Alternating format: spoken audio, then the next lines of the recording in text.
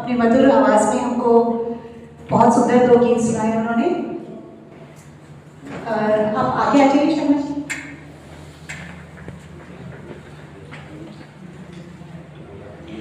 भावनाओं की बूंदें जब मन की मिट्टी पे पड़ती है, तब उसमें उठने वाली धीमी सुगंध है हिंदी। स्वप्न जिस भाषा में पलकों के द्वार पर दस्तक देते हैं, वह एहसास हिंदी है। हर्ष और दुख जिस भाषा में आंखों में झलकते हैं, वह भाव हिंदी है। स्वाभिमान की भाषा, विश्वास की भाषा, राष्ट्र प्रेम की अपनी भाषा हिंदी है। हिंदी दिवस पर आप सभी को हार्दिक शुभकामनाएं। हमारे सहायक उच्चायोग के द्वारा आज का विशेष प्रोग्राम हिंदी दिवस के उपलक्ष्य में आयोजित किया गया है। इसका शुभारंभ करने के लिए मैं आमंत्रित करना चाहूंगी हमारे सहायक उच्चायुक्त श्री संदीप शर्मा जी।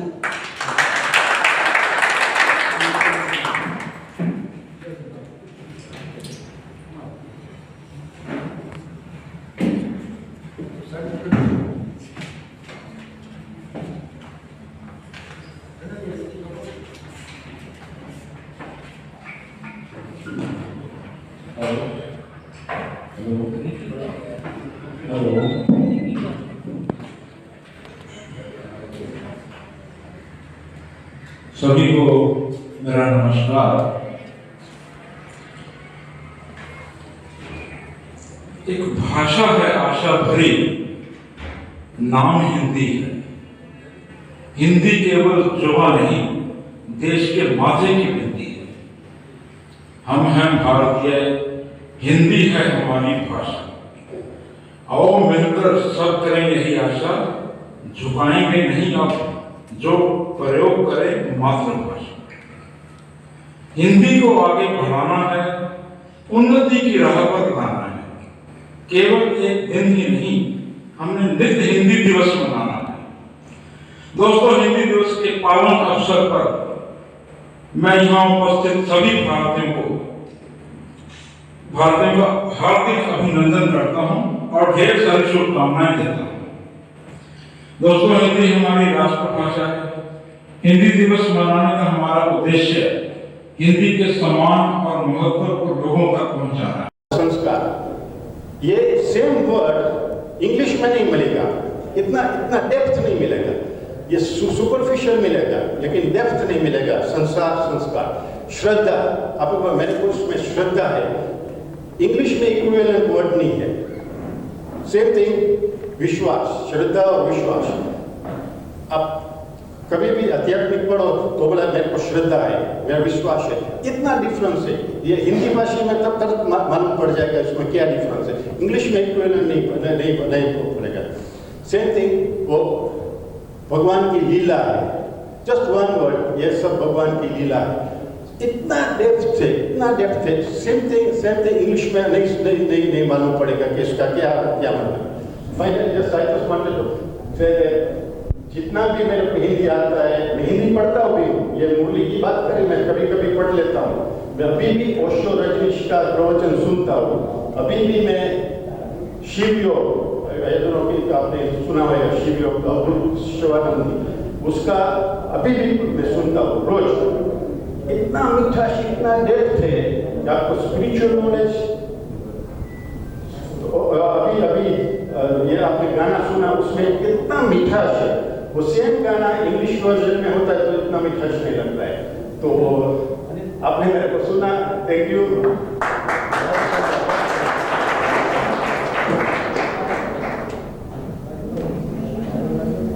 भारत बहुभाषीय देश है और अत्यंत सराहनीय है जब मातृभाषा ना होते हुए भी आप लोग हिंदी में प्रयास कर रहे हैं बोलने का, वो ज़्यादा सराहनीय है। हम सबकी एकता की अनुपम परंपरा है हिंदी। सब जन को एक सूत्र में पिरोने वाली डोर है हिंदी। अब डॉक्टर फारूकी अपनी आदरणीय दीदी श्रीमती रागिनी नरेंद्र शास्त्री जी द्वारा रचित एक कविता कविता पेश करने जा रहे हैं जिसका शीर्षक है मेरी प्यारी हिंदी। डॉक्टर फारूक।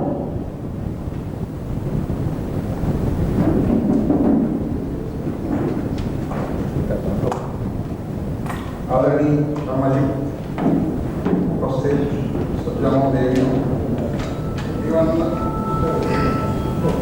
रागिनी शास्त्री जी भी एयर हिंदी भाषी प्रदेश गुजरात में लाहौर से हैं। उनके शब्दों का चयन उनकी चेता के स्तर का अनुमान करवाएगा। रचना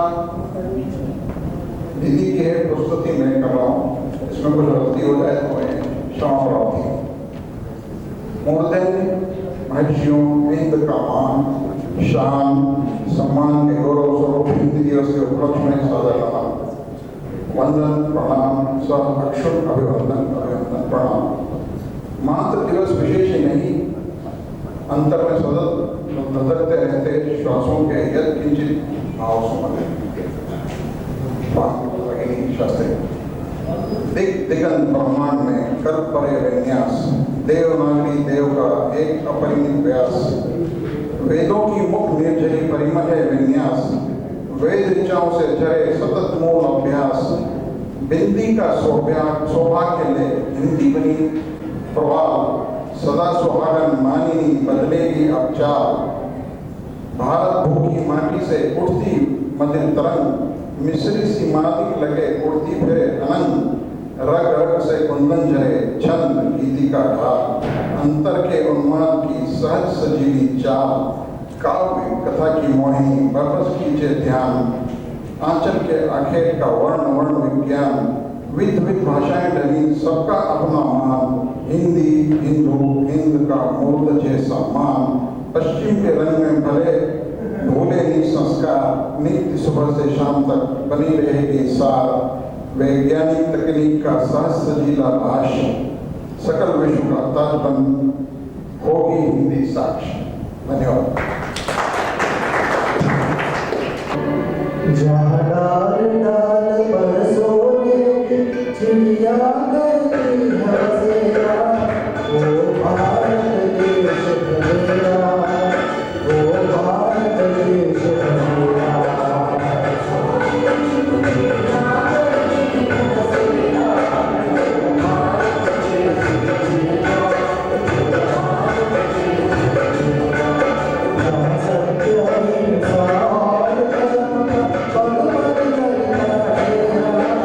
वो भारत देश मेरा।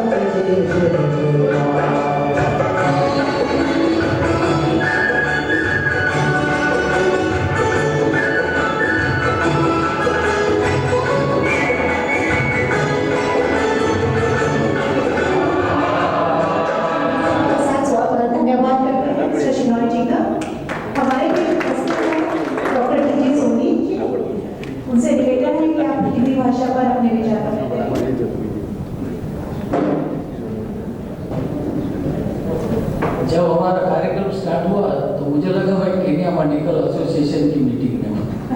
डॉक्टर और मैं भी डॉक्टर। तो अब ऐसा लग रहा है कि बाद इन्होंने जो कविताएं गाई उसके बाद ऐसा लग रहा है अब मैं नॉर्मल जगह पे आ गया हूँ, केन्या मेडिकल एसोसिएशन में नहीं हूँ। भारतीय उप उच्चायुक्त श्री संदीप शर्मा जी, उपस्थित सज्जनों और संज्ञानियों, आज के हिंदी दिवस का आप सबको अभिनंदन। सही बारे में बताए तो हिंदी दिवस 14 सितंबर को है। आज ओके हम लोग बाहर है, यहाँ पे है, देश से बाहर है और आज अपने हिसाब से मनाते हैं, लेकिन हर साल पूरी दुनिया में 14 सितंबर को यह दिवस मनाया जाता है। और हिंदी दिवस मनाने का कारण मैं आपको बताऊं कि ये हमारे इतिहास, संस्कृति और देश से जुड़ा हुआ है। तो इसके बारे में मैं थोड़ा बोलूँगा क्योंकि मुझे कविता और गीत वगैरह नहीं आता है, तो मैं सिर्फ मुझे जो पता है उसी हिंदी में बताने की आपको कोशिश करूँगा। अगर गलती हुई तो माफ कर देना। जब हमारा भारत देश 1947 में आज़ाद हुआ, उसके बाद लोगों ने सोचा कि हमारी राष्ट्रभाषा क्या होनी चाहिए। जो राष्ट्रभाषा और राष्ट्रसभा के संविधान के जो संरक्षक थे, उन्होंने बहुत सोचा क्योंकि हमारे हिंदुस्तान में तो हजारों भाषाएं बोली जाती हैं, हर एक 15 गांव के बाद में दूसरी भाषा आती है। तो और आपको जान के आश्चर्य होगा कि हिंदी भाषा का जो उसको प्रमोट करने वाले थे लोकमान्य तिलक जी, सुभाष चंद्र बोस जी, इन लोगों ने बोला कि हमारे संविधान सभा में इसको पारित करके 1949 में इसको राष्ट्रीय भाषा का दर्जा दिया गया है। और आपको ये पता है कि पूरी दुनिया में इंग्लिश, चाइनीज यानी मैंडरिन और उसके बाद में हिंदी एक ऐसी भाषा है जो सबसे ज्यादा बोली जाती है। पहले 4 बोलते थे, स्पेनिश भी डाल दिया था किसी ने, लेकिन जिस तरह से आज पूरी दुनिया में हम देखेंगे कि हमारे प्रवासी भारतीय और नॉन रेसिडेंट इंडियन दुनिया के सभी खुले में है। और हिंदी भाषा को संविधान में जो प्रेरित किया गया और पारित किया गया कि ये हमारी राष्ट्रभाषा होनी चाहिए, उसका कारण एक ही था, ये हमारी संस्कृति से जोड़ती है, हमें हिंदुस्तान से जोड़ती है और हमें एकजुट रहने की प्रेरणा देती है। और मैंने जो बचपन में पढ़ा है 50 साल पहले, वही आपको बता रहा हूँ, कोई मेरे पास तो कुछ नहीं है, कि हिंदी शब्द आया कहाँ से।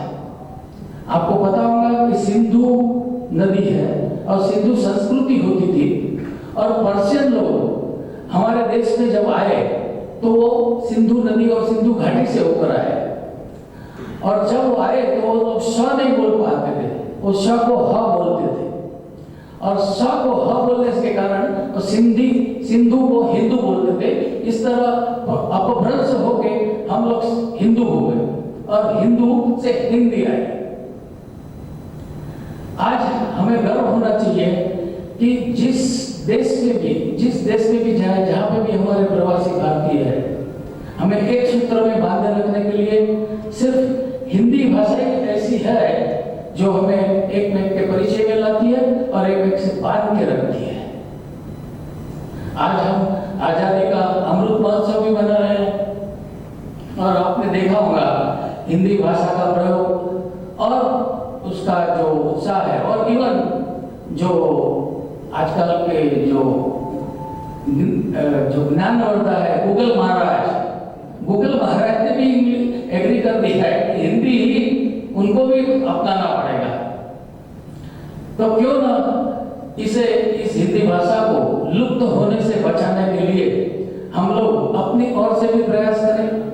सबसे पहले तो प्रयास हमारे स्कूलों से और शिक्षण संस्थानों से होना चाहिए, और जैसे कि सबको मालूम है, हम लोग यहाँ तक आए हमारे शिक्षकों के कारण ही आए हुए शिक्षक, और दूसरा हमारे परिवार।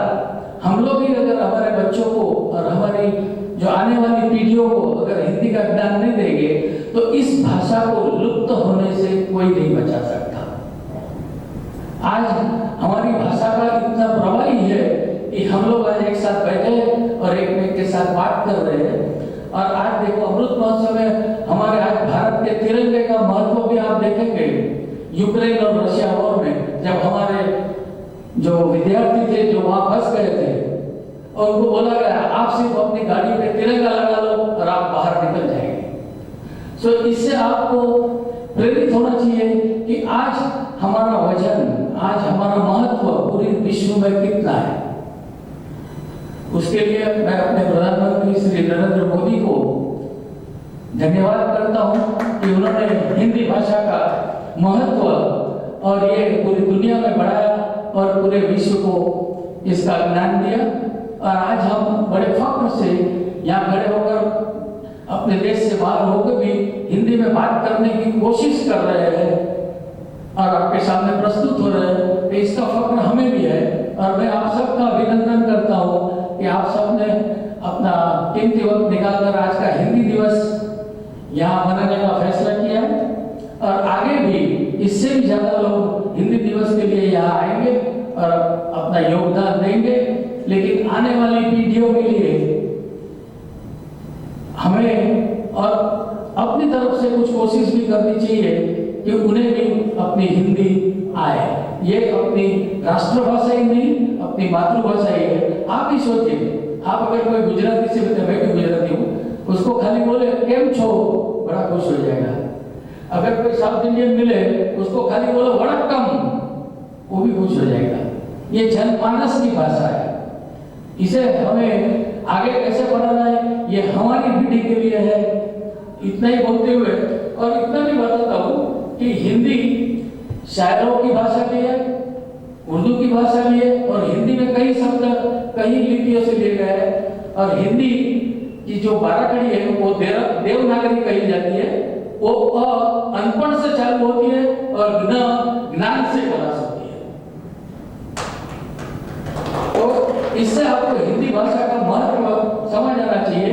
और कुछ शायरों ने और कुछ पब्लिक मीटिंग में कुछ लोगों ने ये भी कहा है कि वो ससुराल भी क्या जहाँ शादी न हो और वो महफिल भी क्या जहाँ ताली न हो।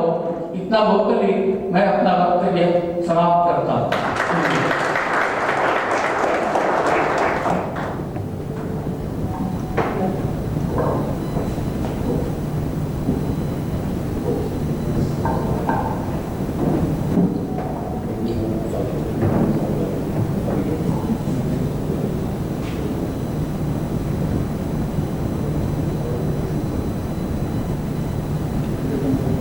यहाँ प्रस्तुत सब सज्जनों और संगारियों को मेरी तरफ से हिंदी भाषा की शुभकामनाएं। मैं हिंदी हूँ, मैं सूरदास की दृष्टि बनी, तुलसी चरण में सृष्टि बनी। मैं सूरदास की दृष्टि बनी, तुलसी के चरण में सृष्टि बनी। मैं मीरा के पद की मिठास, रसखान के नैनों की उजास। क्षमा करती हूँ, इस कविता में हिंदी लेखकों और उनकी कृतियों का वर्णन है। आशा है आप सबको इसका परिचय होगा और आप इसको एंजॉय कर सकेंगे। मैं सूर्यकांत की अनामिका, मैं पंथ की गुंजन पल्लव हूँ। मैं सूर्यकांत की अनामिका, मैं पंथ की गुंजन पल्लव हूँ। मैं हूँ प्रसाद की कामायनी, मैं हूँ कबीरा की वाणी। मैं हूँ प्रसाद की कामायनी, मैं हूँ कबीरा की वाणी। खुसरो की इश्क मिजाजी हूँ, मैं घनानंद की हूँ सुजान।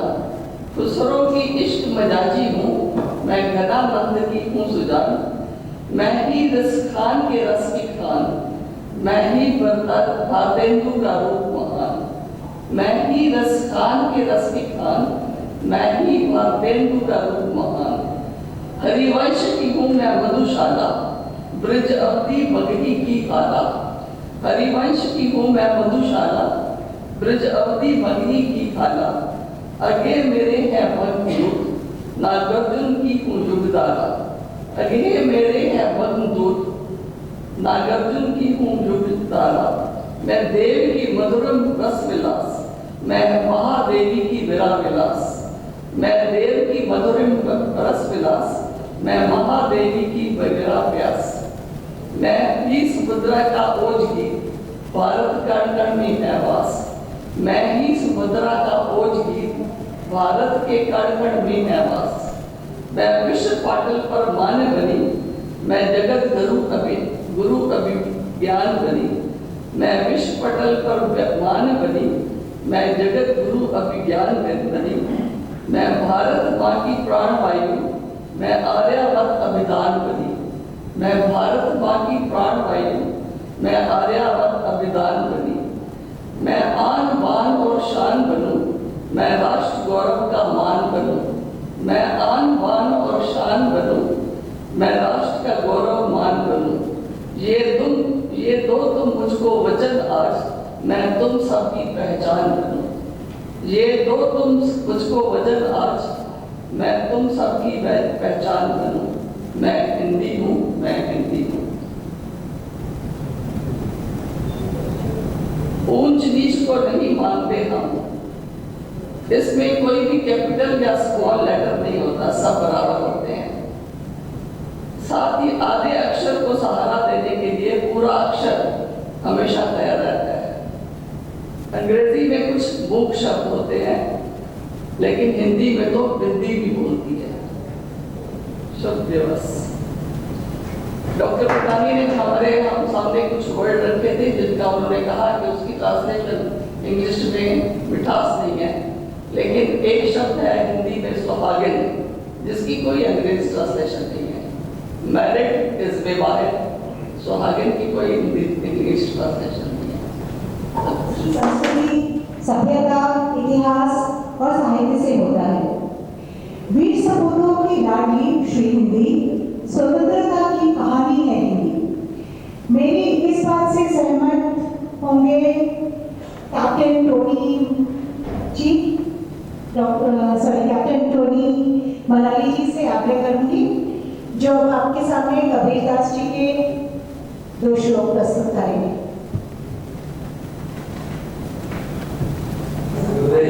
ईश्वर बसे पर मानस मंदिर दूर। ज्यादा इसके बारे में मैं कहना चाहता हूँ, आप लोग समझ गया होगा। वक्त भी कम है, एमसी ने बोला 3 से 5 मिनट तक ही बोल सकता हूँ। और जैसे डॉक्टर साहब ने कहा, अंग्रेजी का शब्द मैं बिल्कुल इस्तेमाल नहीं करूँगा, इसलिए मैं बीच बीच में रुक के रुकावट होंगे भाषण में, माफ कर दीजिए। चलेगा। सूरदास ने भी प्राचीन हिंदी में लिखा है, पोठी पढ़े पढ़े जग मुआ, कोई न पंडित होई। पोठी पढ़े पढ़े जग मुआ, कोई न पंडित होई, पीर शब्द एक ही पढ़े, वही सब पंडित होई। पीर यानी प्रेम, प्रेम का जो एक शब्द जिसने लिखा वो पंडित कर दिया। इससे मेरा प्राचीन हिंदी खत्म हो गया। अभी रंग डाल देंगे, सॉरी, रंग वितरण करते हुए 1-2 संस्कृत का श्लोक प्रस्तुत करता हूँ। मातृवत् परदारेषु परद्रव्येषु लोष्टवत्, आत्मवत् सर्वभूतेषु ये पश्यति स पंडितः। मातृवत् परदारेषु परद्रव्येषु लोष्टवत्, आत्मवत् सर्वभूतेषु ये पश्यति स पंडितः। ज्यादा कहना नहीं चाहता हूँ। माँ को अपना सबसे ज्यादा, सबसे श्रेष्ठ समझना है, वही पंडित होगा। एक और विद्या ददाति विनयम, विनयाद यादि पात्रत्वम, पात्रत्वात् धनम आपनोति, धनाद इच्छं इच्छाद सुखम, विद्या से शुरू होता है और आखिरी तो पापत्वम, राइटियसनेस बोलते हैं धीरे धीरे, पापत्व मिल जाता है। उसके बाद धन बन जाता है। वो धन के बाद इच्छा हो जाता है, कुछ चीज लेने का इच्छा बन जाता है धन बनने के बाद। मेरा हो गया, लेकिन जाते जाते एक और, यानी कानी च विनिक्षयन्ति प्रतिक्षणे पदे पदे, अन्यथा शरणं नास्ते त्वमेव शरणं मम, त्वमेव कारुण्य भावेन यस्य यस्य पदे पदे। नमस्ते। एक बार वापस से जोरदार तालियां आपकी कविताओं के लिए।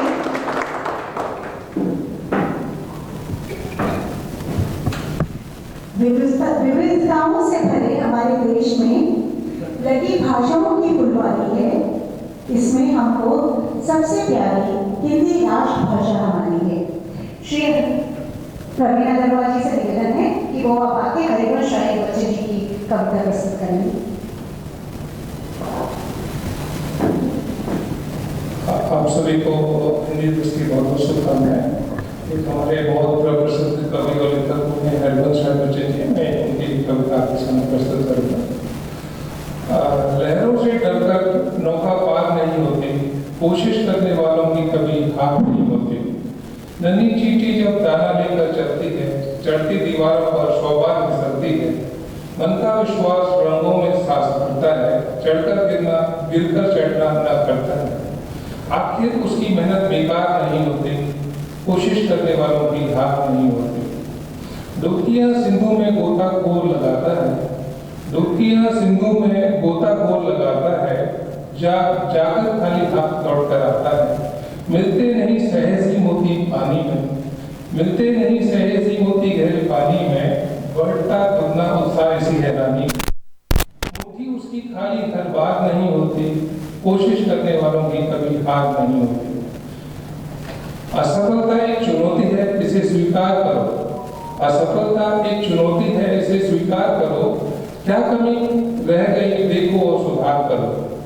जब तक सफल न हो नींद चैन को त्यागो तो, संघर्ष का मैदान छोड़कर मत भागो तो। कुछ किए बिना ही जय जयकार नहीं होती, कोशिश करने वालों की कभी हार नहीं होती। बहुत बहुत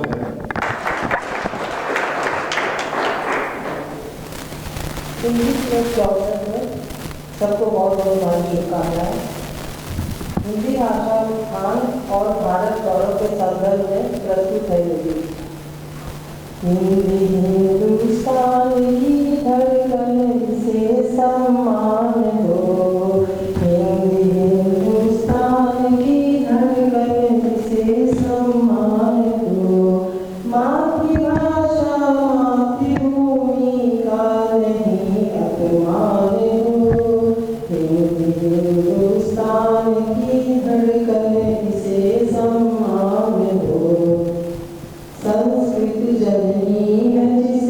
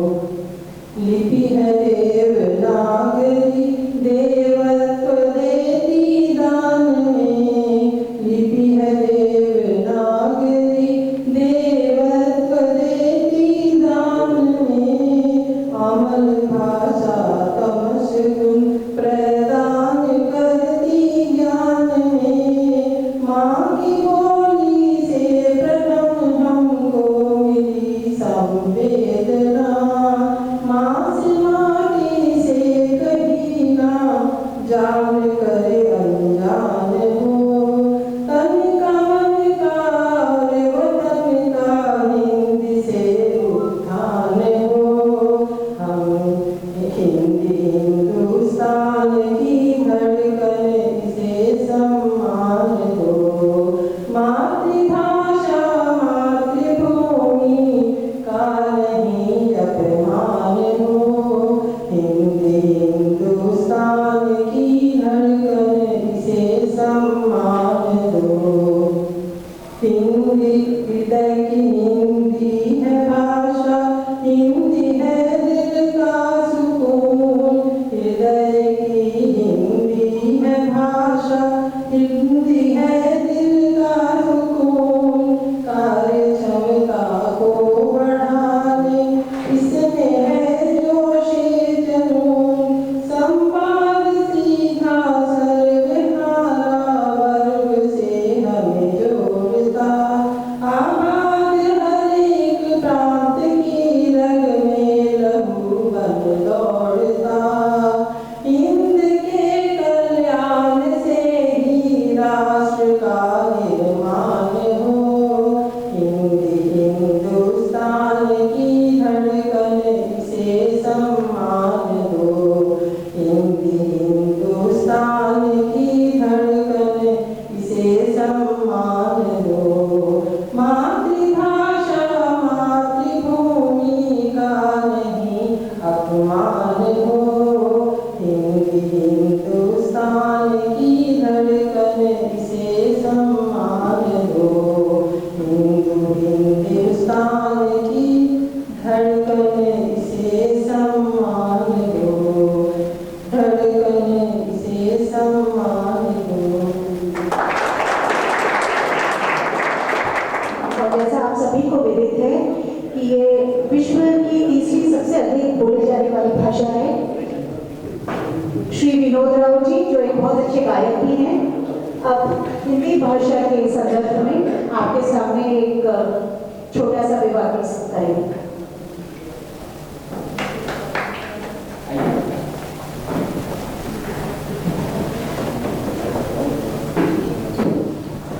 सभी उपस्थित श्रोता मेहमान, आप सबको मेरा एक बार फिर से प्रणाम। जहाँ तक मुझे याद है पिछले साल हमने हिंदी दिवस यहाँ पर मनाया था, उस समय कुछ साहित्य की चीज़ें लेकर, कुछ कविता लेकर के मैं यहाँ प्रस्तुत हुआ था, और आज मैंने सोचा कि इस हिंदी दिवस पर क्या किया जाए। मुझे लगा कि फिर से मैं कोई अच्छी सी कविता ढूंढूं या किसी साहित्यकार की बड़ी रचना लेकर के आऊँ, उसे पढ़ूं। फिर मैंने सोचा अगले वर्ष में क्या करूं, क्योंकि हमारा जो पूरा फोकस है या पूरा जो ध्यान है वो शायद इस पर है कि हम हिंदी दिवस मना रहे हैं एक उत्सव के वक्त, जो कि काफी हद तक सही है। इसका उद्देश्य भी यही है कि हिंदी दिवस अगर मनाया जा रहा है तो हम लोगों को हिंदी भाषा के बारे में बताएं, हिंदी भाषा की अच्छाइयों के बारे में बताएं, हिंदी भाषा के साहित्य के बारे में बात करें। लेकिन हिंदी दिवस के बाद क्या, आने वाले उस एक वर्ष में हिंदी के प्रचार प्रसार के लिए हमने क्या किया। पिछले वर्ष यहाँ खड़े होकर के मैंने कहा था कि हिंदी बोलते समय हम किसी और भाषा का उसमें मिश्रण ना करें, हम उसमें उर्दू के शब्द ना बोलें, हम उसमें अंग्रेजी के शब्द ना बोलें। हमारी पूरी कोशिश नहीं, प्रयास ये होना चाहिए कि हम हिंदी के शब्द बोलें। पूरा का पूरा हमारा ध्यानाकर्षण उसमें था। इस बीते एक वर्ष में या पिछले 3 दिन में जब मैं इस बारे में विचार कर रहा था कि आज मैं क्या करूँगा, मेरे अपने खुद के विचार परिवर्तित हो गए। मुझे लगा कि अगर हम इस बात पे ध्यान देते हैं कि हम कितनी शुद्ध हिंदी बोलते हैं या हम कितनी परिमार्जित हिंदी बोलते हैं, हम इसमें किसी और भाषा का मिश्रण नहीं करते, क्या इससे हिंदी का प्रसार होगा। आज अंतरराष्ट्रीय भाषा है अंग्रेजी। लेकिन अगर हम इस बात पे विचार करें कि अंग्रेजी अंतर्राष्ट्रीय भाषा क्यों है, इसका प्राथमिक जो कारण है वो ये है कि अंग्रेजों ने विश्व के 56 देशों में राज किया। वहाँ पर उनकी सरकारें थी, काफी समय तक उन्होंने क्या सारे सरकारी कामकाज अंग्रेजी भाषा में होते थे और धीरे धीरे सब लोग अंग्रेजी बोलने लगे। लेकिन अंग्रेजी अंतर्राष्ट्रीय भाषा इसलिए नहीं है कि अंग्रेज से बोलते हैं।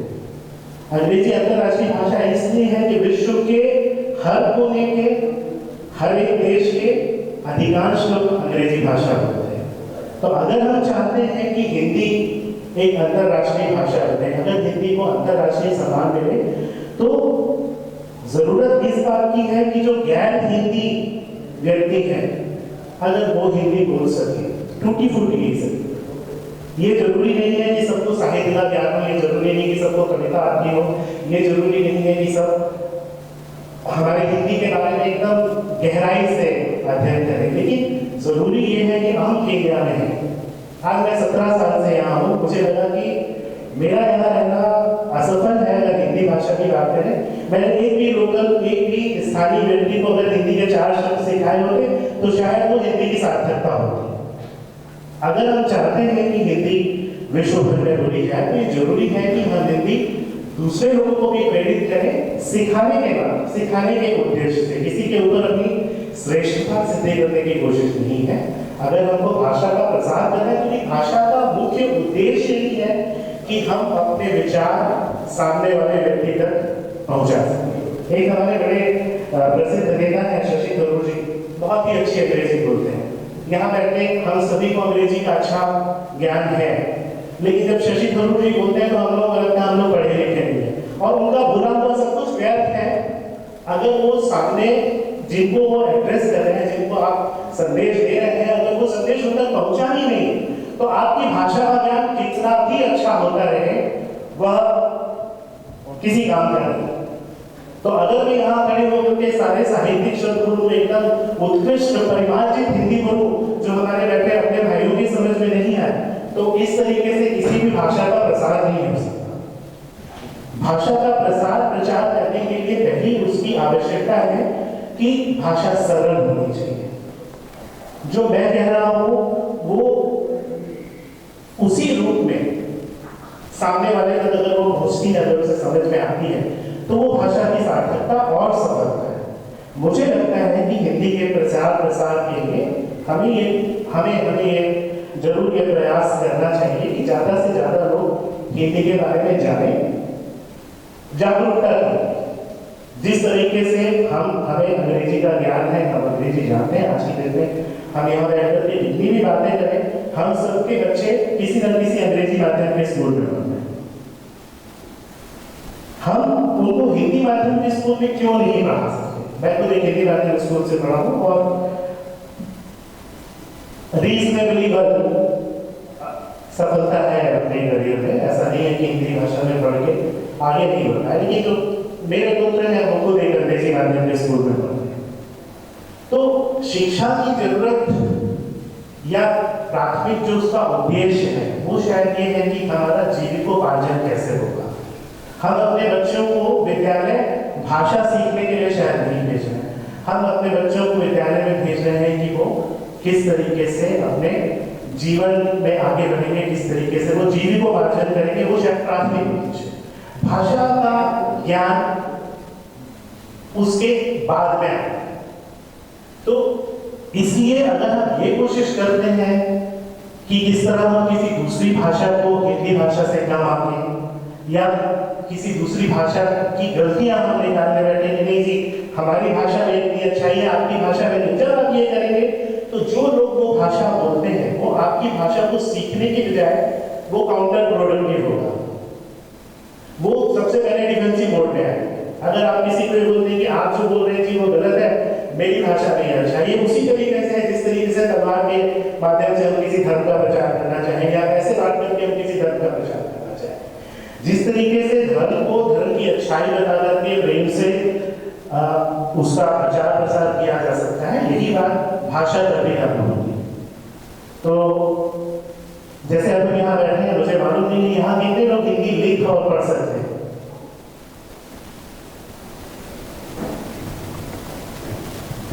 कुछ एक लोग हैं जो हिंदी लिख और नहीं पढ़ सकते, उनमें से शायद अधिकांश वो हैं जिनका जन्म यहाँ पर हुआ। तो यहाँ पे हिंदी माध्यम में शिक्षा शायद नहीं है। यहाँ पे 2 बड़े स्कूल हैं, मुझे जानकारी नहीं है, अपनी अभिज्ञता के लिए फिर मैं हाथ जोड़ करके माफी चाहूँगा। लेकिन उषा एकेडमी और स्वामी नारायण स्कूल, आप में से अगर किसी को ज्ञान हो मुझे बताइए, क्या वहाँ पर हिंदी भाषा पढ़ाई जाती है? नहीं। अगर नहीं पढ़ाई जाती है तो यहाँ समाज के प्रतिष्ठित व्यक्ति है, मेरा उनसे पहला अनुरोध होगा कि सबसे पहले हम ये कोशिश करें कि जो विद्यालय हमारे अपने भारतीय चला रहे हैं, कम से कम वहाँ पे हिंदी भाषा एक भाषा जरूर होनी चाहिए। अगर मैं जरूर से जरूर कहूँगा, हम लोग हिंदी भाषा की तो बात करते हैं, लेकिन हमारे हिंदू रिलीजन ही नहीं पढ़ाया जाता था अब तक के।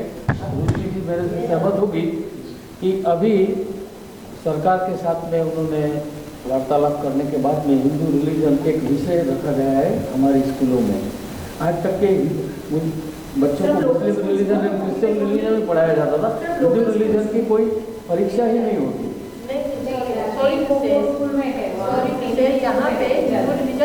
सिर्फ आर्य समाज स्कूल में और विश्वासों में एक विषय होता था, लेकिन उसकी परीक्षा नहीं होती थी क्योंकि उनके पास शिक्षक नहीं होते। मैं कुछ बोलना चाहूँगी, क्योंकि ये 90s में कुछ जब गवर्नमेंट ने पास किया था कि religion compulsory, Hindu religion, Islamic और क्रिश्चियनिटी, जिसको जो पढ़ना वो पढ़ेगा। तो नैरोबी में, मैं उस समय नैरोबी में थी 1829, तो वहाँ पे उन लोगों ने गुरुद्वारा सिंह सभा में इसका कोर्स करवाया था, पूरा सेकेंडरी लेवल का और प्राइमरी लेवल का। और वहाँ हिंदू काउंसिल में उस समय धर्माधिकारी थे, उन्होंने, मैं हिंदी खुद पढ़ाने जाती थी, हिंदू रिलीजन तब भी पढ़ाया जाता था, आज भी पढ़ाया जाता है, लेकिन हिंदू रिलीजन की जो किताबें होती थी वो नहीं थी, और उसके बाद में उसके जो शिक्षक चाहिए थे वो भी नहीं थे। अभी वो लोग उसको, आप अभी इसके ऊपर एग्री करेंगे कि अभी हिंदू काउंसिल में वही डिस्कस हुआ है, हम अपना हिंदू रिलीजन ही हमारे बच्चों को नहीं पता है, तो हिंदी भाषा तो दूर की बात रहेगी। हिंदू एज अ रिलीजन पढ़ाया जाता है, बट वो सिर्फ लोकल करिकुलम सीमित है। तो सबसे ज़्यादा तो और आगे बढ़ाना ठीक है, पर शुरुआत में संगठित ना शुरुआत नहीं, अभी तो बीच में कुछ सालों तक के पढ़ाया गया, बीच में तो किताबें भी उपलब्ध नहीं थी और कुछ भी नहीं था। आजकल अभी हिंदू काउंसिल नैरोबी के द्वारा उसकी किताबें और उसके बारे में, रिलीजन के बारे में अपने बच्चों को पता है। नहीं तो पहले मेरे बच्चे खुद क्रिश्चियन के जैसे ऐसा करते थे। मेरे केसी जो सिस्टम है, एक सिस्टम है, इसमें हिंदू रिलीजन है कंपल्सरी, सभी स्कूल में नहीं है, कंपल्सरी है, एग्जाम नहीं है। एग्जाम भी होने हो रहा है, लेकिन दोनों लड़के आ रहे हैं, साढ़े 1 तक एग्जाम दिलाने टीचर नहीं है क्वालिफाइड, और जो हिंदू स्कूल है उसमें हिंदू रिलीजन नहीं है, हिंदू स्कूल में ही नहीं है, हिंदू स्कूल मगर एक और सिस्टम में। सॉरी नहीं, बिल्कुल नहीं, ये बहुत अच्छी बात है। मेरे ख्याल से सबसे मेरा अनुरोध है कि इन सभी के लिए एक बार जोर से तालियां होनी चाहिए, क्योंकि हमारा उद्देश्य ये है कि हम ये देखें कि हिंदी का प्रचार प्रसार कैसे हो। तो यहाँ पर अगर इस बारे में एक छोटा वाद विवाद होगा या संवाद होगा, आपस में विचारों का आदान प्रदान करें, वही सार्थक है। मेरे पूरे वक्तव्य में क्या हो, सारांश ये है कि हिंदी दिवस मनाने की सार्थकता क्या है, किस तरीके से हम हिंदी का प्रचार प्रसार कर सके। तो पहली आवश्यकता यह है कि यहाँ के जो विद्यालय हैं, जहाँ पर जो भारतीयों के द्वारा संचालित है, कम से कम वहाँ एक विषय हिंदी का जरूर होना चाहिए। वो अगर मान लीजिए उसकी करिकुलम में वेटेज नहीं मिलता है, उसके मार्क्स अगर एग्जाम्स में फाइनल एग्जाम से नहीं जोड़ते हैं, उससे फर्क नहीं पड़ता। भाषा का ज्ञान होना चाहिए, तो ज्ञान की वजह से जरूर नारायण भाई यहाँ बैठे हैं, चाहूँगा कि जरूर वो मैनेजमेंट तक लेकर के इस बात को जो है कि हिंदी भाषा जरूर वहाँ एक सब्जेक्ट के रूप में शुरू करना चाहिए। तो जैसे मैंने पहले भी कहा, जरूरत है, आवश्यकता है कि हम हिंदी सीखें, दूसरों को सिखाएं जो हिंदी नहीं बोलते। लेकिन ये तभी होता है जब हम उनकी भाषा सीखें। अगर मैं चाहूँगा कि मैं अपने इस भाई को यहाँ पे हिंदी सिखाना चाहूँ, तो इसके लिए जरूरी है कि मुझे स्वाहिली का ज्ञान होना चाहिए, तभी हमारे बीच में संवाद हो सकता है। अगर मैं उससे स्वाहिली में नहीं बोलूँगा तो उसे मैं समझा ही नहीं सकता कि हिंदी में उसे क्या बोलना चाहता हूँ। तो ऐसे ही भारत में भी होता है। जब मैं दक्षिण भारत में काम करता था, लेकिन जन्नत से मैं दक्षिण भारतीय हूँ, लेकिन मैं दक्षिण भारत में कभी रहा नहीं। अपने व्यावसायिक जीवन में एक समय मेरी मैं चेन्नई में था, तो वहाँ पर मेरी खुद की ये शिकायत होती थी। कई मंचों पर मैंने कहा कि नहीं, हमारे जो तमिल भाई हैं वो हिंदी बोलना नहीं चाहते। आज मैं उस बात से क्षमा प्रार्थना करना चाहता हूँ, क्योंकि अगर मैं चेन्नई में जाकर के अपनी जीविका चलाना चाहता हूँ तो पहली जरूरत ये होनी चाहिए थी कि मुझे तमिल सीखना चाहिए। मैं अगर उनके बीच में जा रहा हूँ तो पहले मैं तमिल सीखूं, फिर मैं उनसे अपेक्षा रखूं कि वो हिंदी में मुझसे वार्तालाप करें। भले ही हिंदी हमारी राष्ट्रभाषा है, लेकिन सच्चाई ये है धरातल पर आज भी भारत के सभी लोग हिंदी नहीं बोल पाते। बोलना चाहिए, जब उनका आ रही है, हम हिंदी दिवस मना रहे हैं, सभी लोग हिंदी बोलते हैं, लेकिन ये परिवर्तन होने में आजादी के 75 साल हो गए। ये भी बड़ी विडंबना है कि भारत सरकार यहाँ पर आजादी का अमृत महोत्सव कहती, स्वतंत्रता नहीं कहती। आजादी तो हिंदी शब्द नहीं है, तो ये स्वतंत्रता का अमृत महोत्सव होना चाहिए था, लेकिन ये आजादी का अमृत महोत्सव है। लेकिन विभिन्न भाषाएं, विभिन्न जाति प्रजाति और बोलचाल के लोग भारत में रहते हैं, तो इस तरीके से भाषा में मिश्रण हो जाता है। शायद हमें इस पर इतना जोर नहीं देना चाहिए कि भाषा कितनी शुद्ध बोली जा रही है। जितने लोग भी अंग्रेजी बोलते हैं, जितने लोगों को भी हम ये उनके ऊपर में हम आक्षेप लगाते हैं कि वो अंग्रेजी बोल रहे हैं, वो सारे लोग अंग्रेजी साहित्य का प्रयोग नहीं करते, वो सारे लोग शेक्सपियर की भाषा नहीं बोलते। तो ये जरूरी नहीं है कि मैं हिंदी बोलूँ तो मैं माखनलाल चतुर्वेदी की तरह बोलूँ। हिंदी तो हम वही भाषा बोलना चाह रहे हैं जो बोलचाल की भाषा। प्राथमिकता सबसे पहले ये कि कम से कम हम बोलचाल की भाषा में हिंदी बोले, और हमारे अंदर ये हीन भावना नहीं होनी चाहिए। आज की तारीख में अगर हम भारत के अंदर ही किसी भी 5 स्टार होटल में जाते हैं, किसी भी 5 सितारा होटल में जाते हैं, जिस भी तरीके से हो, मैं आज कोशिश नहीं करूंगा कि मैं भाषा में अंग्रेजी या उर्दू का प्रयोग ना करूं। मैं बोलचाल की भाषा में ही बोलता हूँ, बिना उस बात पे दबाव डालने में। लेकिन भारत में आप किसी भी 5 स्टार होटल में जाइए, मेरी जैसी शक्ल का आदमी जो कहीं से भी विदेशी नहीं लगता, सामने बैठी हुई एक खूबसूरत सी महिला जो रिसेप्शन है, वो भी कहीं से अंग्रेजी नहीं लगती, लेकिन वो मुझसे अंग्रेजी में बात करेगी। तो हमें सबसे पहले इस मानसिकता से निकलना है। जब आप विदेशियों से बात कर रहे हैं और विदेशियों को एड्रेस कर रहे हैं, तो आप जरूर अंग्रेजी में बात कीजिए। लेकिन हमारे अपने लोग जो है, हमारे भारतीय हैं, एक बार फिर मैं कहूँगा उन भारतीयों के लिए नहीं, अगर कोई दक्षिण भारत से आया और आपको समझ में आ रहा है, उसे हिंदी नहीं आती और आप उस पर जोर दें कि वो हिंदी बात करें, तो ठीक बात नहीं।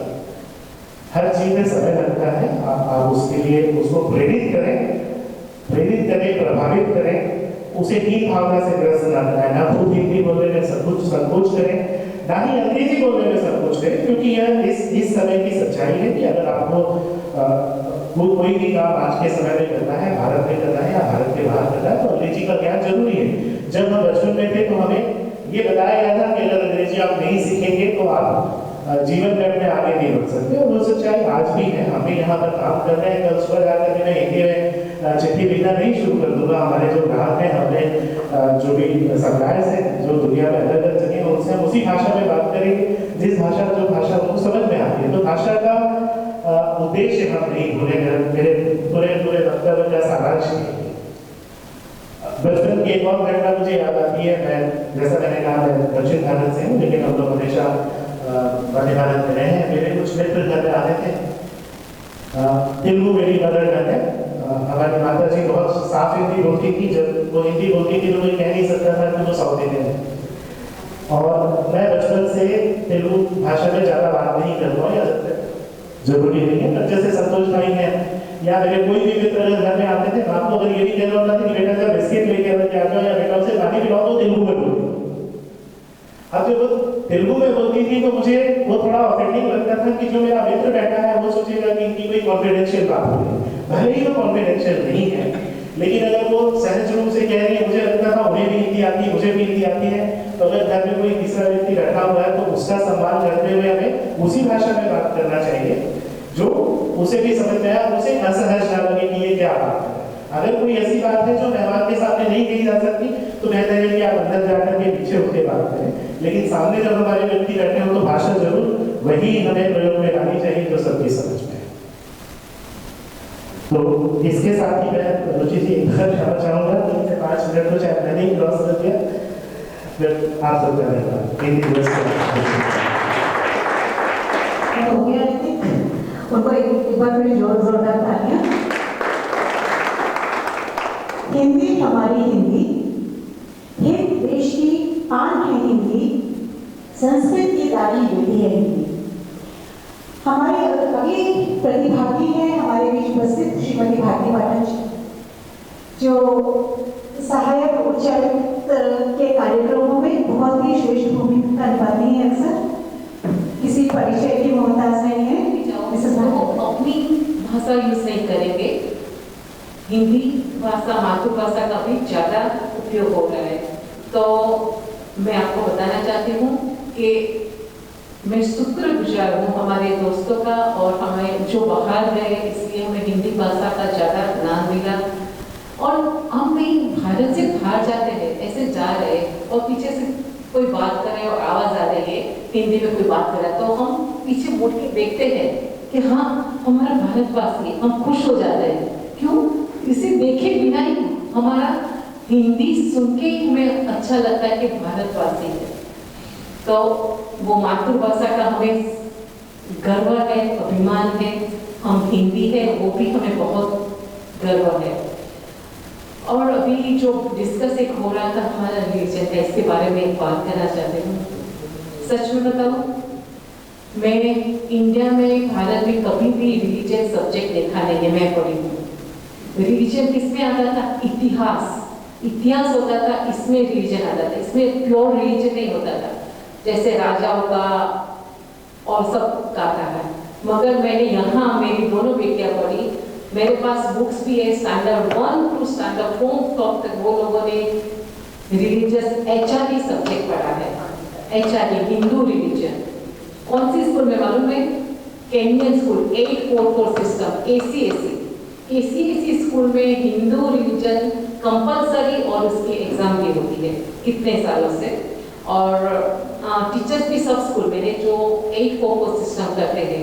मगर जो दुख के बाद साथ कहना पड़ता है, जो हमारी स्कूल है, ओशवाल स्कूल है, स्वामीनारायण स्कूल है और एमएमसा में रिलीजन है शायद, वो सभी स्कूल में HRD सब्जेक्ट बहुत कम है। और कई बार होता है टीचर्स नहीं होता है। और एक रीजन भी है उसका। HRD तो कौन सा HRD कराए? जैन का कराए, इस्कॉन का कराए कि दूसरा बहुत अलग अलग हमारे में HRD, वो भी कंफ्यूज हो जाता है। तो जैन लोगों का 1300 पे रहता है HRD, इस्कॉन का जिसको इंटरेस्ट है वहाँ रहता है और दूसरे अलग अलग लोगों का ऐसे रहता है। तो मैं तो प्राउड कर रही हूँ, मेरे बच्चे को HRD जितना आता है इतना मुझे भी नहीं आता है। वो लोगों ने स्टैंडर्ड 1 टू 6 तक यहाँ HRD सब्जेक्ट किया है।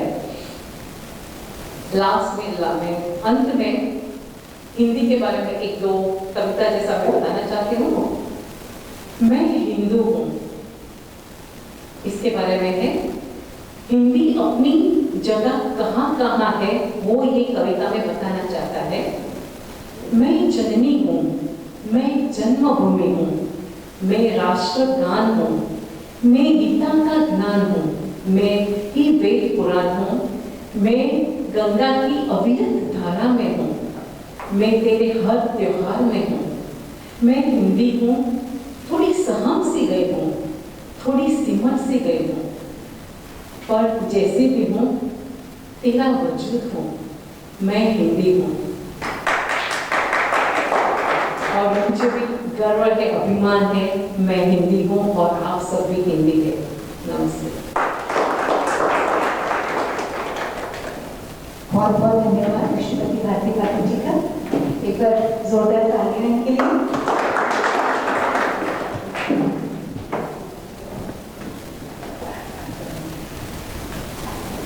निज भाषा का नहीं गर्व जिसे, क्या प्रेम देश से होगा उसे। वही वीर देश का प्यारा है, हिंदी भी जिसका नारा है। हमारे बीच उपस्थित हैं एक बहुत ही प्रबल वक्ता श्री संतोष तिवारी जी। उनसे अनुरोध करूंगी कि वो अपना हिंदी भाषा में श्रेष्ठ विचार कुछ संक्षेप में प्रस्तुत करें।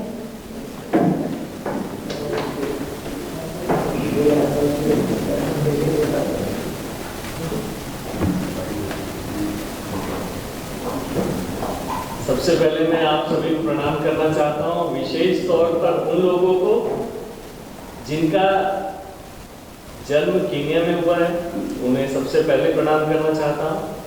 आज रविवार का दिन है।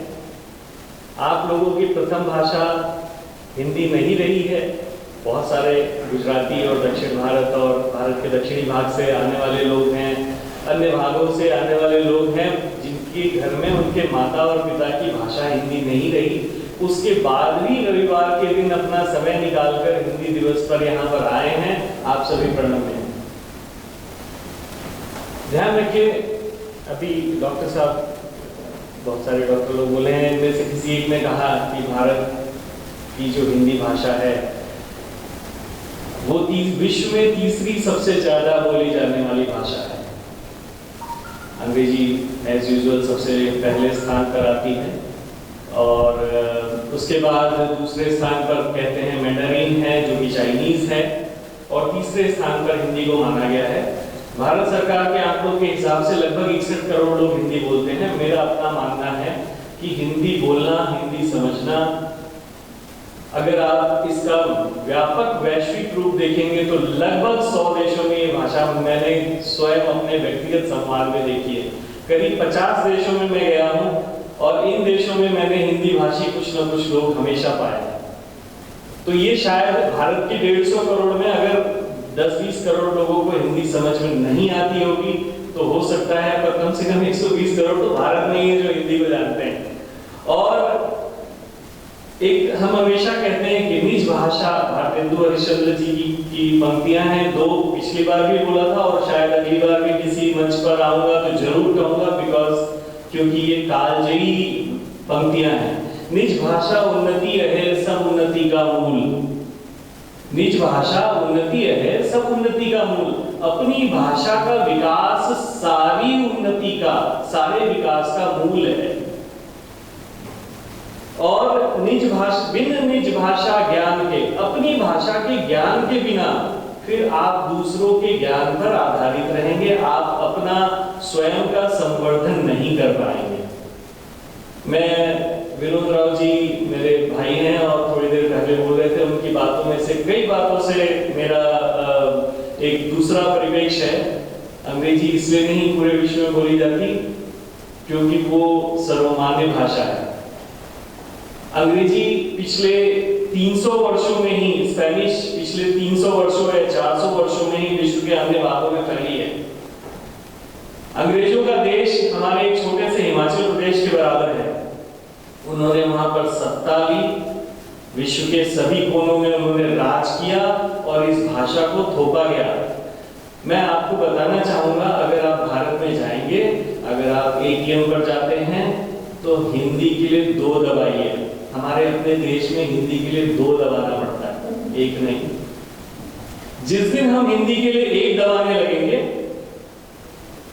उस दिन हिंदी का प्रचार और प्रसार और ज्यादा बढ़ेगा। और मैं आदरणीय सहायक उच्चायुक्त जी से निवेदन करूंगा कि इस बारे में हमें अपने राजकीय कार्यकाल में, एक और कितनी सज्जनिया देवी जी ने कहा था कि भारत की राष्ट्रभाषा हिंदी है। दुर्भाग्य से कहता हूं कि हमारे भारत की राष्ट्रभाषा नहीं, राजभाषा, 22 राज्य भाषाओं में से एक है हिंदी। भारत में मेरी दृष्टि में दुर्भाग्य से समानता के नाम पर हिंदी को जो उसका स्थान मिलना चाहिए था वो स्थान राष्ट्रभाषा का नहीं मिला। एक डॉक्टर साहब कुछ देर पहले कह रहे थे, मैं उस पर भी कहना चाहूंगा कि नैरेटिव कैसे होता है। जो विनोद राव जी की बात से जो उन्होंने कहा कि विश्व के देशों में जो प्रचार हुआ है या हमारी भाषा को सरल और सुलभ करना पड़ेगा रादर देन इसकी बजाय कि वो क्लिष्ट भाषा हो, तो मैं उस बारे में भी बताना चाहूंगा कि जब विदेशी भाषा का आपके ऊपर में प्रभाव आता है तो उसका बहुत ही दूरगामी परिणाम होता है। कैसे? जैसे हमें बता दिया गया कि फारसी लोग स नहीं बोल पाते थे, उनके यहाँ स शब्द नहीं था, तो सिंधु को हिंदू बोलते थे और हिंदू के पार रहने वाले लोग जो है वो हिंदी कहलाते थे।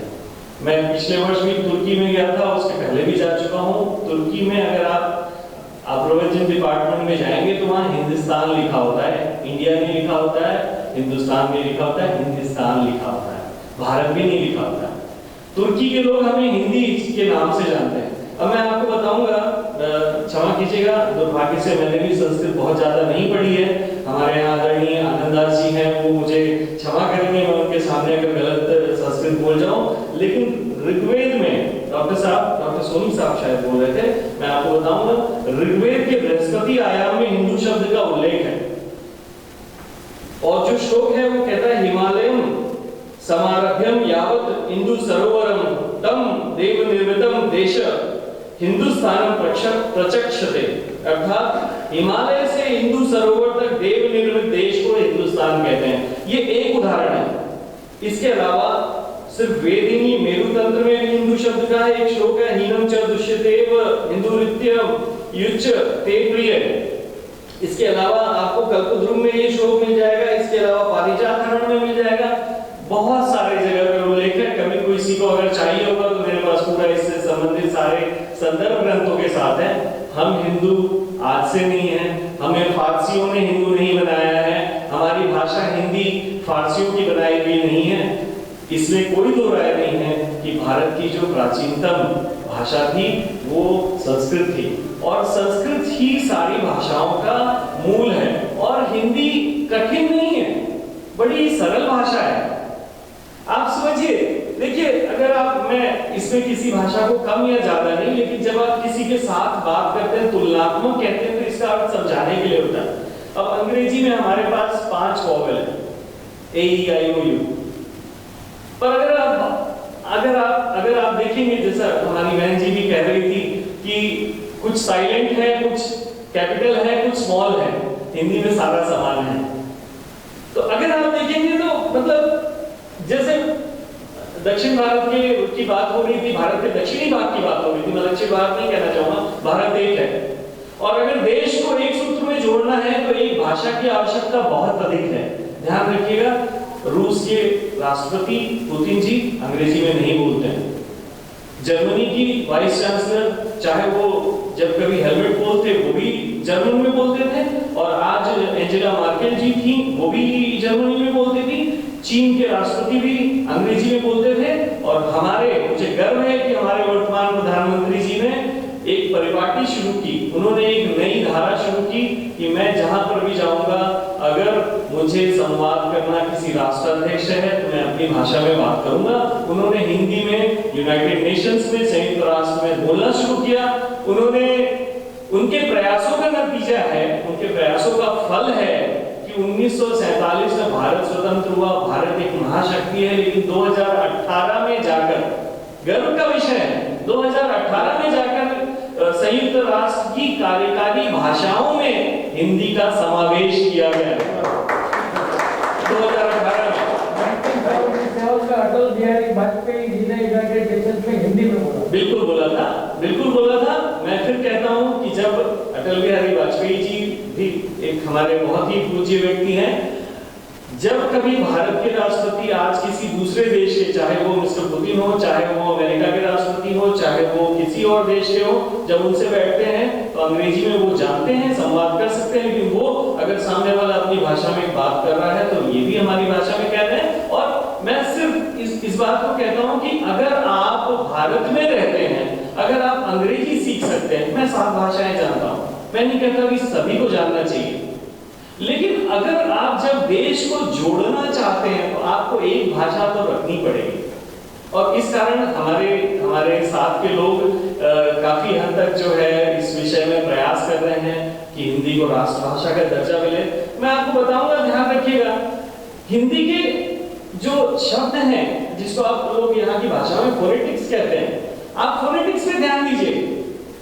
क, ख, ग, घ, अंग, ये जीभ के शुरू से क होता है, उसके पीछे पीछे पीछे अंग जाते हुए गले में जाता है। ये एक तारतम्यता है। अगर आप देखेंगे त, थ, द, ध, न बोल के देखिए, त, दांत से बोली जाती है। आप देखिए प फ ब म म, अगर आप इससे बात करेंगे तो प बोलने से होंठ जुड़ते हैं, प फ ब म म। इतनी वैज्ञानिक भाषा है, यहाँ पर एक बिंदी का लग जाने या हट जाने से कितना बड़ा प्रभाव आ जाता है। ध्यान रखिएगा, आपको किसी को कंफ्यूज होने की, जिसको हम कहते हैं, कोई भी भ्रम की स्थिति में ना रहे।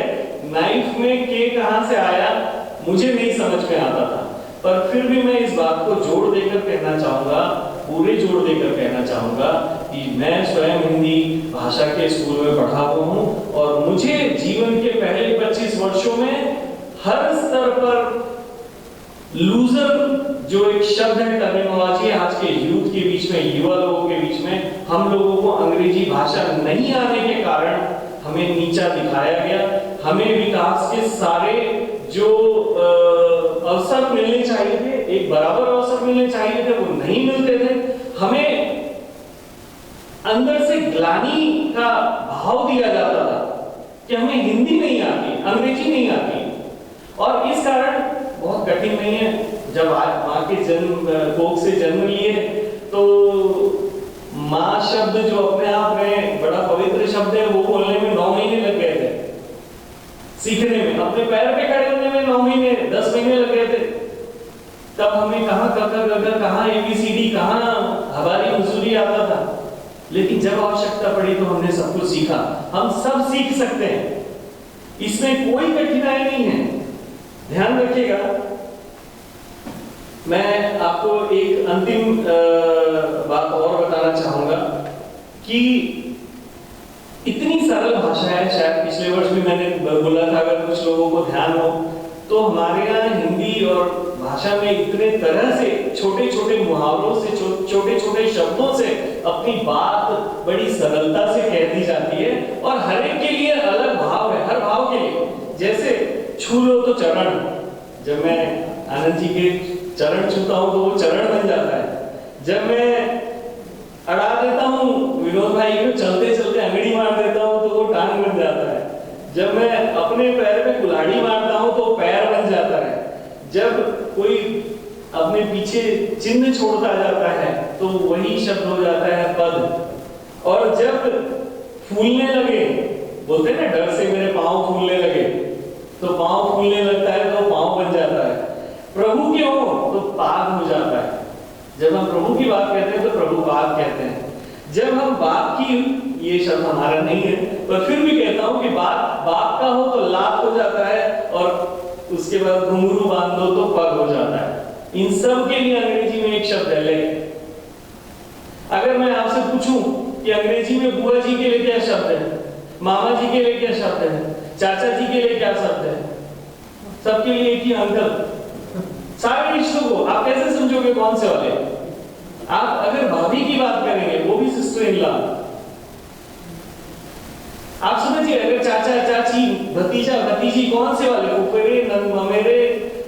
तो हिंदी अपने आप में समृद्ध है। और मुझे एक अंतिम बात और कहनी है कि ध्यान रखिएगा, जो अगेन मैं साइंटिफिक वैज्ञानिकता पे आता हूँ, भाषा की वैज्ञानिकता पे आता हूँ, कि जब आप कश्मीर में या केदारनाथ में या आप दक्षिण में कन्याकुमारी में जाएं, जब वहां पर आचार्य जी, पंडित जी जब श्लोक कहते हैं तो उनके श्लोक के फोनेटिक्स में, उनके उच्चारण में आपको कोई अंतर नहीं नजर आएगा।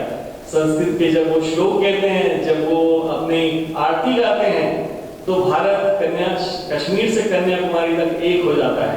वहां पर मलयाली और बिहारी का उच्चारण में कोई दोष नहीं आता है। तो अंत में मैं अपनी बात एक दो पंक्तियां कह के कहना चाहूंगा कि हिंद देश के हम निवासी, हिंदी हमारी राजभाषा, राष्ट्रभाषा बने, ये मेरी आकांक्षा है, अभिलाषा है। शीर्ष पर रहे ध्वज हिंदी का, बस इतनी सी ही तो है मेरी अभिलाषा। जय हिंदी, जय हिंदुस्तान। आप सभी को एक बार धन्यवाद श्री संतोष तिवारी जी का।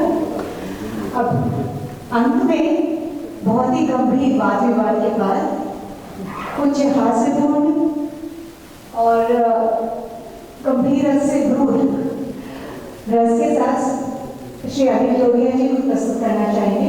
हास्य रस से संपूर्ण कुछ संवाद।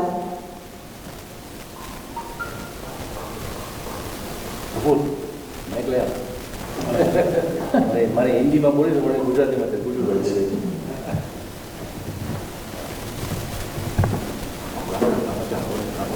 हिंदी का थोड़ा आनंद लीजिए। हिंदी के मुहावरे बड़े ही बावरे, खाने पीने की चीजों से भरे हैं। कहीं पर फल है तो कहीं आटा दालें हैं, कहीं पर मिठाई है, कहीं पर मसाले हैं। चलो फलों से ही शुरू करते हैं, एक एक कर सबके मजे लेते हैं।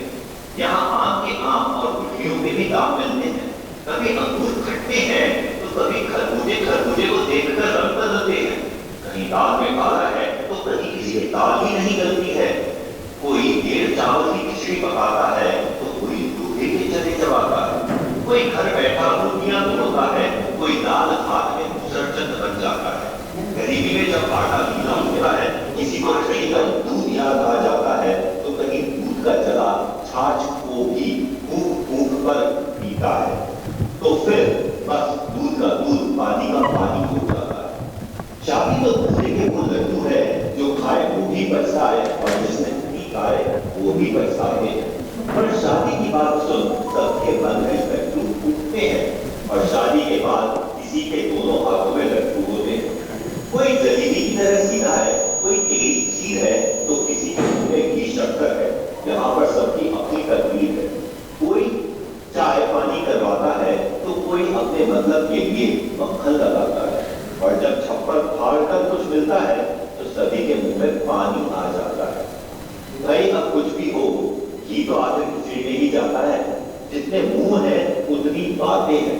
मुफ्त की मलाई सभी खाना चाहते हैं। सभी अपनी अपनी बीन बजाते हैं और नमतार खाने में टूटी की आवाज कौन सुनता है। सभी पहले हैं, बावरे हैं, ये सभी हिंदी के मुहावरे हैं। ये अजब गजब मुहावरे नहीं, बुजुर्गों की अनुभवों की खान है। सच पूछो तो हिंदी भाषा की जान है।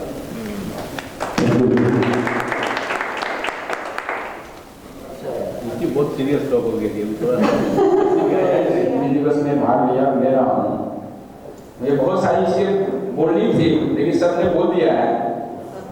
तो इस आज़ादी के अमृत महोत्सव के तहत ये जो हिंदी दिवस मनाया जा रहा है, इसके ऊपर इस उपलक्ष्य पे आप सभी को बहुत अभिनंदन और शुभकामनाएं। किसी भी देश की उन्नति जो है 3 चीजों के ऊपर निर्भर होती है। वह है भाषा, संस्कृति और धर्म। भाषा और संस्कृति और धर्म यदि हमारा सही है तो हम आगे बढ़ने में कोई रोक नहीं सकता है।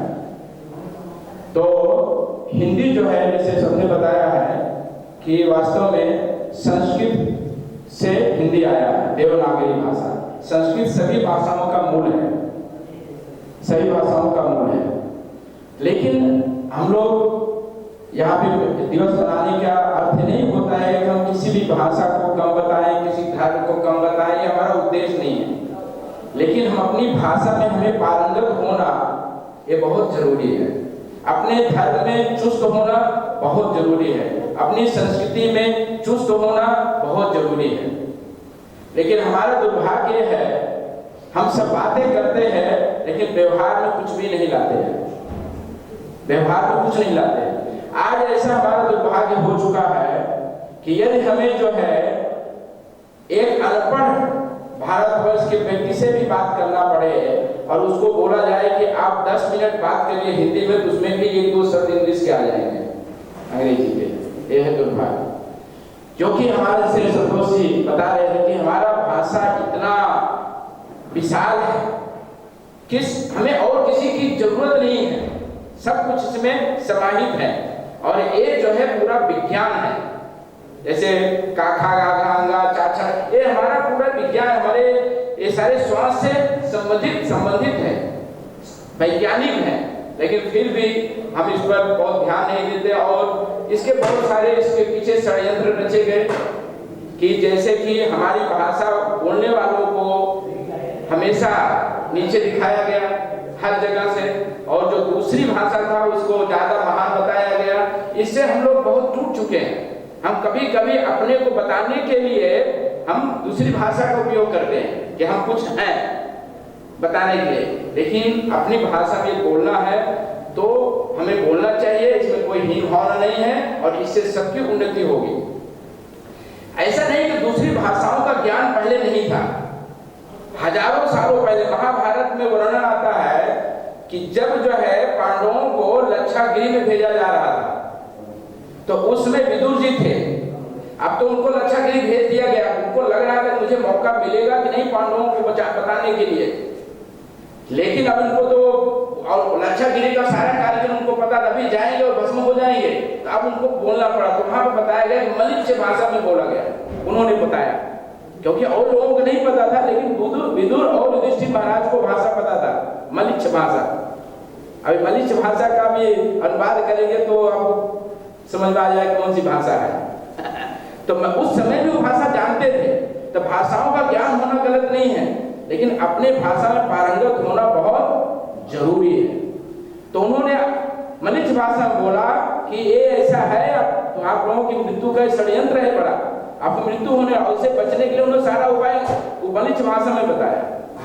तो कहने का अर्थ है कि भाषाओं का ज्ञान, दूसरे के धर्म को सम्मान, दूसरे की संस्कृति को सम्मान, दूसरे के पोशाक इत्यादि खान पान का सम्मान करो, लेकिन अपनी भाषा, अपने पोशाक, अपने धर्म में आप चुस्त रहो।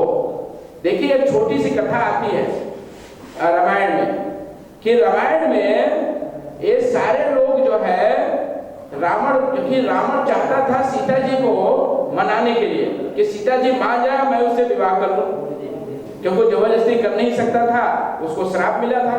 तो बहुत कोशिश किया लेकिन वो घटना हो नहीं पाया। तो कई लोगों ने उनको समझाया कि देखिए सीता जी तो हमेशा राम को देखती हैं, लेकिन यदि तुम राम का पोशाक पहन लो तो जो है वो सीता जी तुम्हें से प्रसन्न हो जाएगी। और जैसे रावण ने राम का पोशाक पहना तो सीता जो है मां के रूप में दिखाई पड़ने लगी। तो बोले कौन सा पोशाक पहन लिया? तो ये सारी हमारी संस्कृति, धर्म, पोशाक, खान पान, ये सब हमारी चेतना से संबंधित है। और ये हमारी जो भाषा है वो पूरा वैज्ञानिक है, फिर भाषा से हमें संबंध रखना चाहिए। और एक एक शब्द के अंदर हिंदी भाषा संस्कृत का छोटा, जैसे बहुत सारी कविताओं बोला गया लाडली है, बहन है, मतलब नेक्स्ट टू जो है संस्कृत के नेक्स्ट टू हिंदी है। तो हिंदी जो है संस्कृत से बहुत नजदीक है। तो इसमें हमारी संवेदनाएं, हमारी भावनाएं एक एक शब्दों में निहित है, एक एक शब्दों में। जैसे हम बोलते हैं राम, तो राम शब्द की परिभाषा, उसके अंदर राम बोलने से सब कुछ आ जाता है। शास्त्र में कहा गया रमन्ते योगिने अनंते सत्याचित आत्मनि इति राम पदो नासो परम ब्रह्म विद्यते। जो राम जो है सब में रमण कर रहे हैं, योगियों के हृदय में रमण कर रहे हैं, सबके हृदय में रमण कर रहे हैं, जो आनंद प्रदान कर रहे हैं, उसको कहते हैं राम। जिसे कृष्ण शब्द, कृष्ण भगवान जो है शब्द से ही समझ में आ जाता है कि ईश्वर किसको कहते हैं, ईश्वर किसको कहते हैं। कृष्ण शब्द ही पर्याप्त है। कृष्ण का मतलब कृष्ण जो है सर्व आकर्षक मतलब होता है। संस्कृत जब शब्द है कृष्ण मतलब सर्व आकर्षक, और नाम मतलब जो आनंद देने वाले हैं। तो ये भगवान श्री कृष्ण ये जो सर्व आकर्षक है, सर्व आकर्षक का मतलब कौन क्या है? सर्व आकर्षक मतलब है सभी को, जितने भी 84 लाख योनियां हैं ब्रह्मांड में, जितनी सबको कौन आकर्षित कर सकता है? केवल भगवान। हम किसी किसी से आकर्षित हो सकते हैं, कोई रूप से आकर्षित होता है, कोई बल से आकर्षित होता है, कोई धन से आकर्षित होता है, कोई जो है ऐश्वर्य मान सम्मान जो बहुत प्रसिद्ध है उनसे आकर्षित होता है। लेकिन भगवान कृष्ण से हर कोई आकर्षित हो, क्योंकि सब उनके अंदर है, इसलिए उनको सर्व आकर्षक कहा गया। तो एक एक जो शब्द है वो शब्द ही हमारी भावनाओं और संवेदनाओं को प्रकट करता है, सब कुछ प्रकट करता है। इसलिए हमें अपनी भाषा को जानना बहुत जरूरी है, अपनी भाषा में पढ़ना समझना बहुत जरूरी है। लेकिन इसका अर्थ नहीं है कि हम दूसरी भाषाओं को कम दिखा रहे हैं, नहीं। हमारी भाषा आज, जिसे संतोष जी कह रहे हैं, ये आज की भाषा नहीं है, ये इतिहास है। आज भी आप देखिए जो करोड़ों सालों का इतिहास है वो भी आज हिंदी में और दूसरी भाषा में नहीं हो सकते। अब हिमालय है, गंगा है, यमुना है, सब कौन सी भाषा में है? ये भाषा कौन सी है? तो आज का थोड़ी है, ये तो करोड़ों सालों की भाषा है, आज की भाषा नहीं है। तो इन शब्दों को हमें समझना चाहिए, पढ़ना चाहिए, और हमें इसमें ये नहीं होना चाहिए कि मैं हिंदी में बोलूँगा तो मुझे कम कोई समझेगा। ये हटा देना है मन से। हिंदी में बोलना है, सामने वाला समझ सकता है तो अच्छी बात है, और नहीं तो जो जिस भाषा में उसमें बोलिए, उसको समझाओ, लेकिन हमें हिंदी को कम नहीं समझना है। हरे कृष्ण।